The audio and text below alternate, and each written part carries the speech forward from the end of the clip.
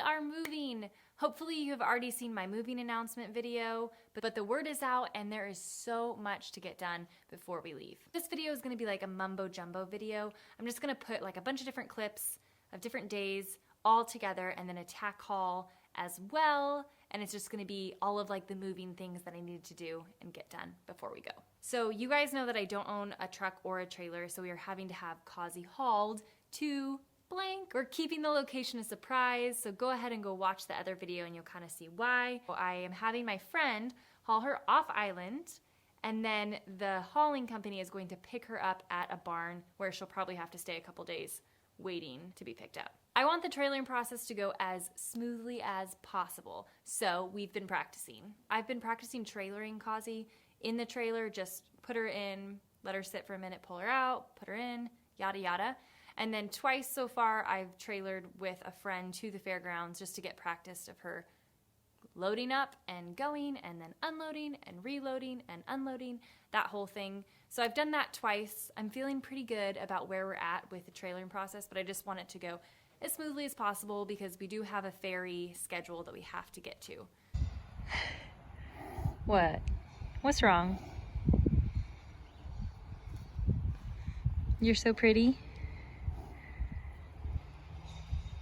The first time I tried to load Kazi after a year of not doing it for a while, she freaked out. Like, she loaded fine, but then when we went to unload her, she just like fussed it out and then was bucking and rearing and kicking, which like is not her deal. Like, she doesn't usually do that. So it was pretty like alarming. And then I did it a couple more times and I didn't have that reaction with her. So I've been practicing more and more just to make sure that, hey, that was just a one-time deal and she's not gonna try and do that when other people are hauling her. So fingers crossed, it goes well.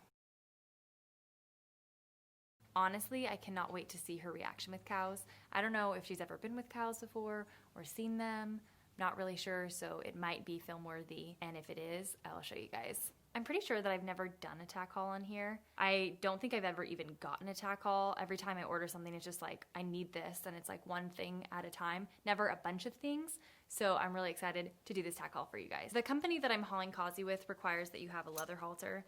So I got Kazi this SmartPak leather halter, and it was one of the cheaper ones, but it had decent reviews. But as soon as I took it out of the plastic, I was like, I don't think so. I think it was like $65. I'm so glad I didn't get it engraved. I almost got it engraved, but it just feels like it's gonna fall apart. Yeah, I just don't really like it. It looks pretty cheap to me. It's not real leather, and I should have read the description better. To me, like $65 is a lot for a halter because I just use a rope halter or a nylon halter, never use leather. So I'm gonna be returning this and have to figure something else out for that, but I just didn't feel like it was worth $65 just for one load. I'd rather pay more and then be able to have a quality halter. So, lesson learned. For your guys' reference, this is the SmartPak Cobb Havana turnout halter. So if you were looking at that one, I would maybe spend a little bit more money and get the next level up because this just feels really, really junky to me.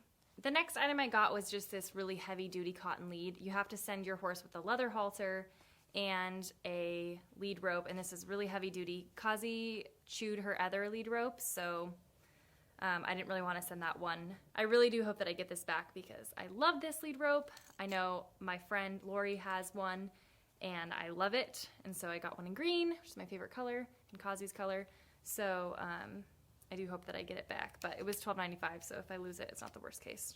The heifers that Kazi will be staying with are kept on grass, and you guys might remember, but Kazi is founder prone, so grass and her don't mix very well. So I got her a grazing muzzle.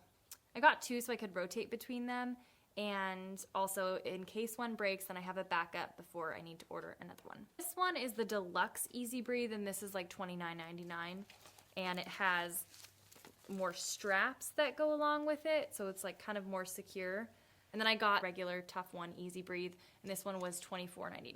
I read a lot of articles to get a good understanding of the problems that come along with grazing muzzles. One of those problems is that the grazing muzzles can rub. Kazi's going to be wearing these grazing muzzles for 12 hours a day, so I wanted to be prepared for that.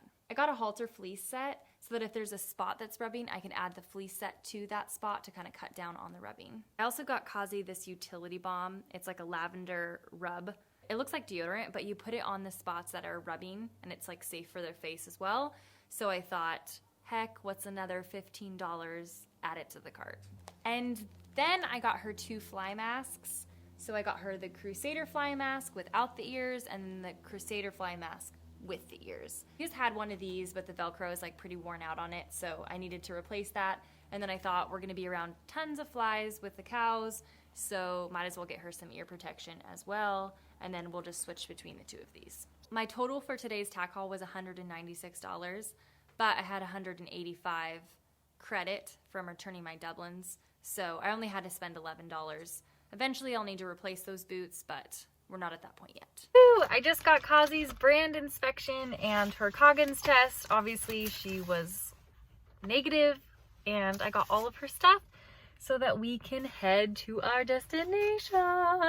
I just cleaned out my entire classroom. It is completely empty of anything that belongs to me or of any 3rd or 4th grade teacher. So basically just left the library here and some Bibles and a couple little school supplies that they will use for next year. But other than that, I am done, and I'm taking my Mrs. Winter plaque that my sister engraved for me. So kind of a bittersweet moment, but I am very excited for the next adventure, and I'm really happy that I left all my kids on a really good note, and I will definitely miss them and hopefully keep in contact with them. But yeah, overall bittersweet, but I'm really excited for the next adventure. Okay, this feels really crazy. It is Kazi's last day here at Forgotten Horse Ranch. Tomorrow we are trailering her off to go to BB Stables in Bellingham. And it just kind of feels surreal. Like obviously I'm gonna be back here to pick up my stuff and like clean out her pasture and make sure it's nice and neat for the next person. But still, it's so crazy. It's like, it hasn't really set in, but this is my last day here. Kazi is all ready to ship out on Sunday, and I'll put her shipping out and our road trip in next week's video. Thank you guys so much for watching, and I'll see you in the next video.